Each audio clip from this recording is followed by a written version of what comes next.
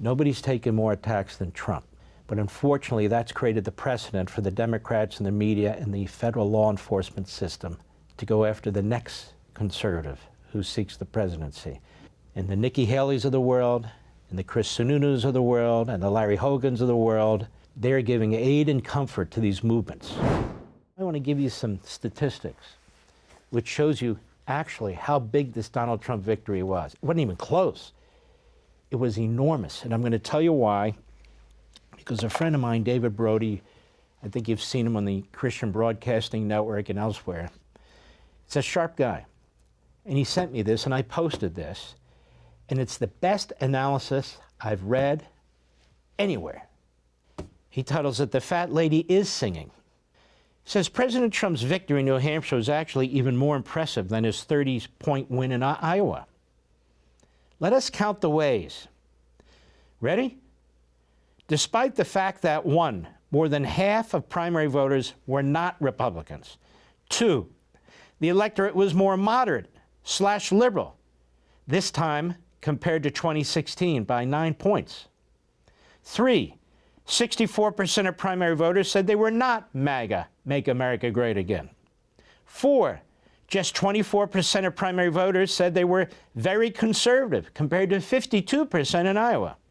5, Nikki Haley had the endorsement of the popular governor of New Hampshire, Chris Sununu. Big loser, sniveling little. Anyway, he lost last night too. Number 6, Nikki Haley invested heavily in New Hampshire. She spent $30 million. The state has a population of 1.4 million people. She was on the airwaves nonstop, way more than Trump. She tried the same thing in Iowa. There's this PAC that's been set up that's backed by these Democrat billionaires, and that's how she's getting all this money flooding in. And do you have anything in common with a Democrat billionaire? You have anything in common with George Soros or Bill Gates or any of these people? These are the people who she's relying on now. Nikki Haley spent tons of time there. She was there way more than in Iowa, and that's the state where she spent almost all of her time. Nikki Haley had her, quote, two-person race on supposedly her type of political terrain. And yet, despite all those factors, she lost. In fact, as David Brody points out, Trump actually won easily.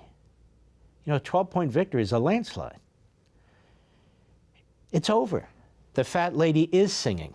I posted the other night, when the returns were starting to come in, before any of the networks, cable or otherwise, would declare Trump the winner. I posted sarcastically, because it was clear he was the winner early on.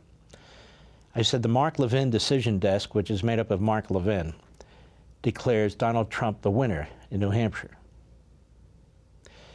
I told you last week, as I have on radio and Fox, this isn't a two-man race. It's over. It wasn't a two-man race after Iowa. Over. She spent almost $20 million. She has spent $50 million in two of the smallest states we've got. She spent $20 million in Iowa, 95% of the money trying to trash DeSantis because she wanted to come in number 2. She failed. She came in number 3.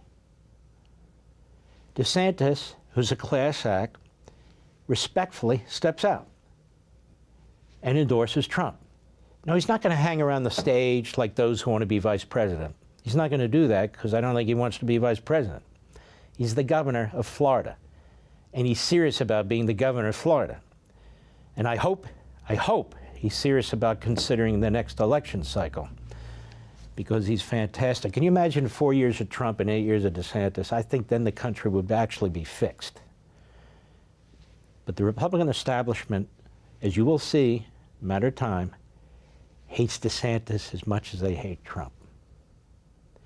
Nobody's taken more attacks than Trump.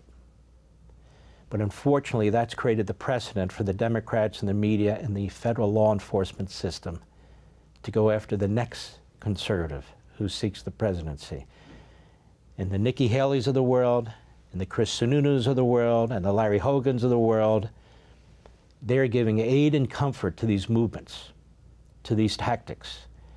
And they're all loved by the media. If I see Chris Sununu one more time on TV, this absolute nobody who hasn't done a damn thing that anybody can think of, certainly not outside of New Hampshire, who talks as fast as Chris Matthews, who sounds constantly like he's on a sugar high, who makes nasty comments and then complains about Trump making nasty comments, who predicted a week ago that Nikki Haley would win and win decisively.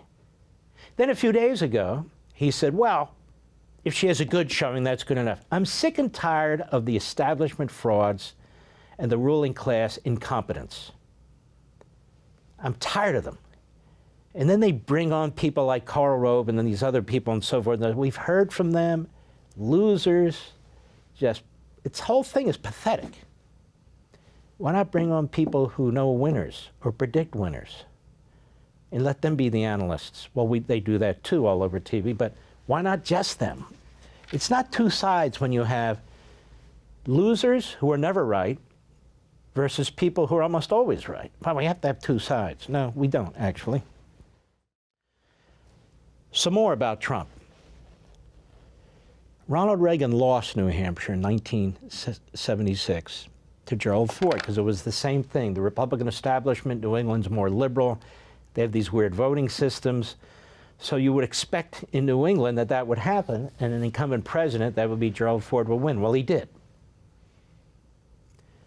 Donald Trump has won New Hampshire in the Republican primary, so-called, 3 times in a row. That's never been done, to my knowledge. Although the Nixon people told Bret Baier that Nixon did too. So, all right, that's been done twice.